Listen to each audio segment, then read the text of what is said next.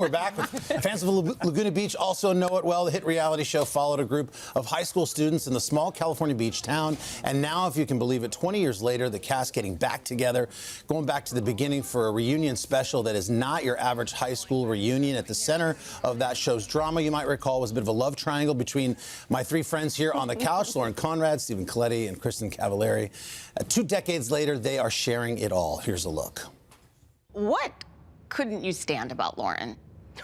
Fun. Wow, this is cool. Awesome. I know. It was the history with the two of them and Steven being my boyfriend. I mean, just naturally, anyone probably wouldn't like the other girl in that situation. We did not like each other. Yeah. It's Fair to say. No, we didn't like each other.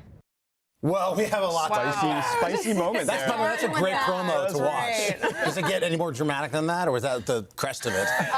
I think we're supposed to say no. You have to tune in. It's very dramatic. Kristin, good. There's Very some spicy dramatic. moments. It's meant to be a positive reflection on everything. Everyone's come so far over the years, but of course we got to dive into some of those moments. First of all, we have to just say for people watching, we were 2 ships passing in the night. I left TRL in like 2003. Yeah. You guys premiered in September of 2004, I think. Yeah. But we know all the same people who created your show, and there was so much hype and buzz at the network for this thing that I believe Liz had pitched as it was supposed to be like a Beverly Hills 90210 sort of reality show. When the casting people went out there, they struck out in Beverly Hills and started driving up and down the coast and fell upon you beautiful people in Laguna Beach. And Steven, when this whole first thing happened, what was that like? You know, there was a rumor going around for like a year that MTV was coming. And I remember when they actually showed up, it was just random. On campus, during lunch, there was a table, producers with packets handing them out. And we were all fired up. I mean, the guys were like, we got to play it cool. So I snuck during class and went to the bathroom and actually got a packet at that point. But I'm like, I want to be Carson Daly, and we talk about you in the special. Yeah. I was like, Awesome. MTV is such a thing at that point. It was Yeah. like, I wanted to work there, so I was like, I want to get on this show. So it was something that we were all kind of seeking. Elsie, what did your parents think about it? You guys were 17, 18 years old. Yeah, they were surprisingly cool with it. And my parents encouraged me to take the opportunity just because they knew I wanted to get into fashion design, and they were like, this could open some doors for you. So, yeah. Pretty chill. That's amazing. What was it like to go back? And I know you did the podcast a couple years ago. We did. But what was it like to go back and just look at the footage 20 years later? Well, yeah, so when Steven and I did the podcast, I went back and watched the entire series for the first time in 20 years.